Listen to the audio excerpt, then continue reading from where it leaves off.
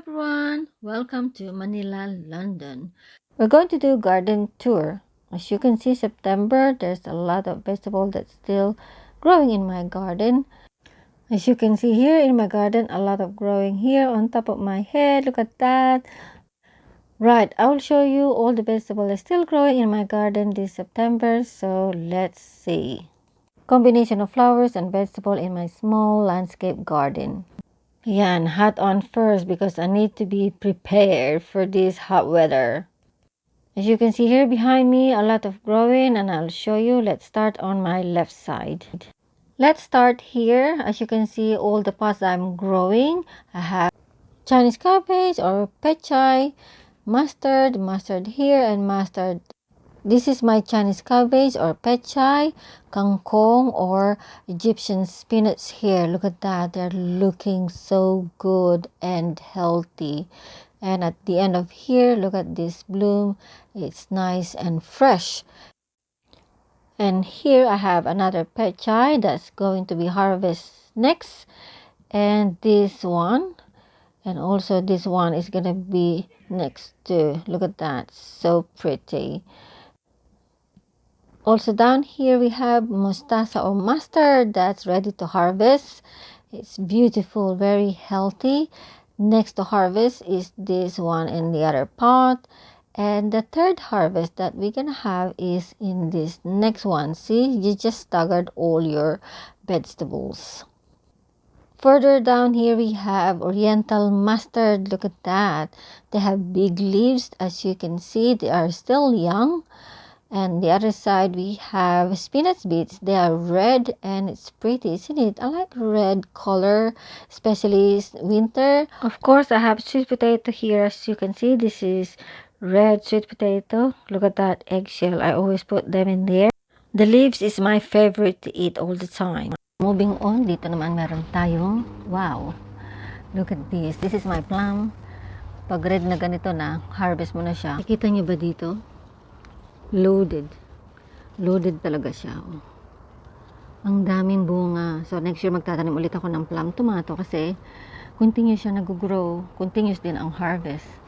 Ang dami niya, kumpul-kumpul siya. Oh. There's a lot here until to the bottom there.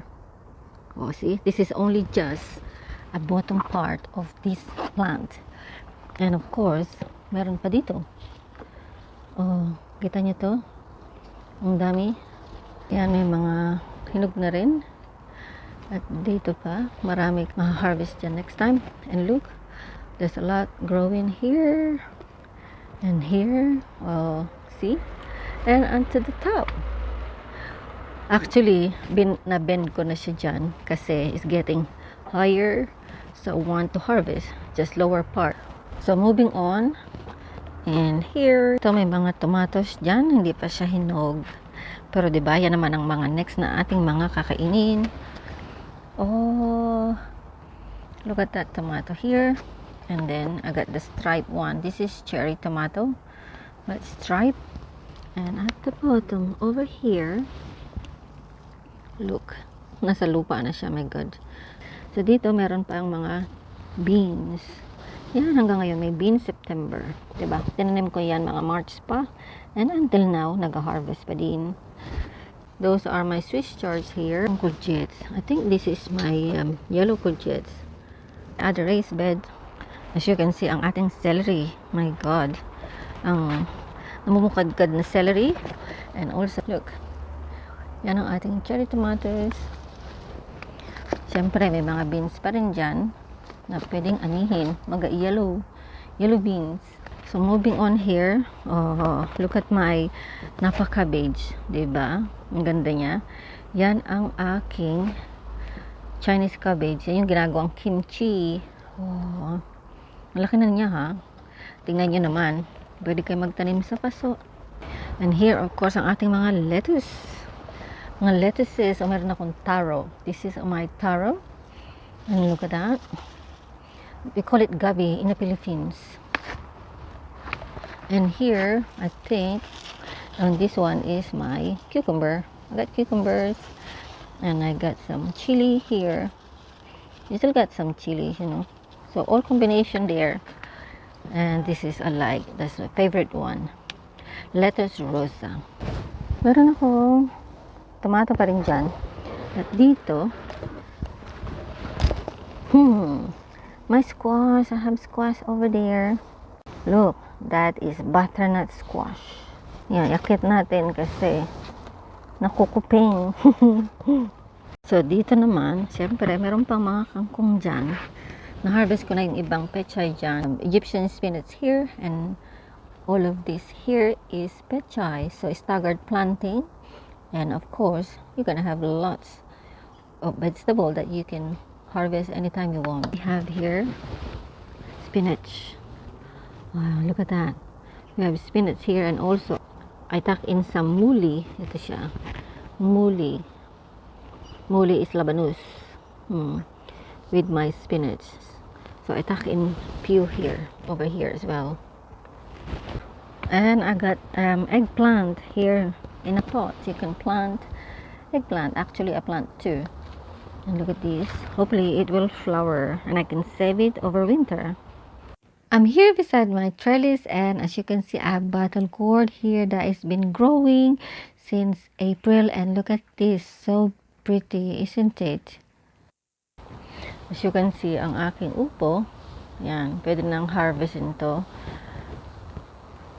And here, syempre may mga upo pa rin dyan. So marami tayong upo. Ayan, eto pa. At marami pa dun sa taas. Of course, I still got a lot of tomato here. This is my dwarf cherry tomato. And I got beef tomato here that I've been harvesting a lot. Yan, marami siya. Doon sa baba. Malalaki yan, no?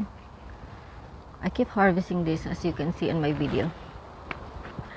And I got plum. Look at this plum. Plum tomato here. Look. Loads and loads and loads. I harvest a lot here before. And as you can see, a lot more. And onto the top here. And then moving on, dito ang aking tomato pa, ang dami, diba? So marami pang upo doon, maliliit, katulad niyan. Kapag na-harvest na to, malaki. Next, ito naman ang ha-harvestin. O, diba? So, we got lots of plum tomato here. This is so sweet, really. I really like it. So, that's good variety. Meron akong banana. Kuya Riddle planted this here. He helped me. And look, malaki na ang ating banana. And I got two. There is the banana. And here we got loads of chilies. Ito ang ating red bell peppers. Yan, nasa pot din siya. At kung makikita nyo, ito pa ang ating bell peppers. This is the third pot. Kita nyo yan? O, ang bell peppers. Pinaghalo ko ang jalapenos at ang bell peppers sa isang pot. And look naman talaga. So, kung makikita nyo, ang daming bunga. Ayan siya. And here, jalapeno as well. Diba? Pahinugin na lang natin yan. Siyempre, may mga bulaklak pa din. Ang daming bunga. Siyempre, success ang ating planting. Diba? Oh. Ang ganda ang kintab-kintab nila doon. Ayan pa. And yan. And dito sa ating panglima. And this one here. Look, loaded. I think this is my sweet bell peppers. They're big and long. Gihitik siya sa bunga, oh. Yan siya sa loob. Marami-rami din. Sweet peppers din siya. Pahinugin natin. Siyempre may mga flowers pa. At itong isa, namumulaklak pa lang. Oh. And of course, itong ating jalapenos here. May mga hinog na. See? Yun pa ang kanilang mga bunga hanggang dyan sa taas. Sa tabi naman ito, meron tayo chilies na ating pwedeng i-harvest. Moving on here, meron tayong courgettes. O, diba? Ang ating courgette in September. This is my second batch ng ating courgettes. Kita niyo siya. Ang ganda. Green na green. Sana mag-red na bago mag-winter talaga. Loads of tomato here. Cherry tomato. Green pa, pero hanggang sa taas naman silang talaga. Grabe ang plum talaga. Marami talagang maaani. Oh. Tingnan niyo siya. Wow, ang dami. Loaded ang ating plum. Of course, sa baba meron tayong Malabar spinach.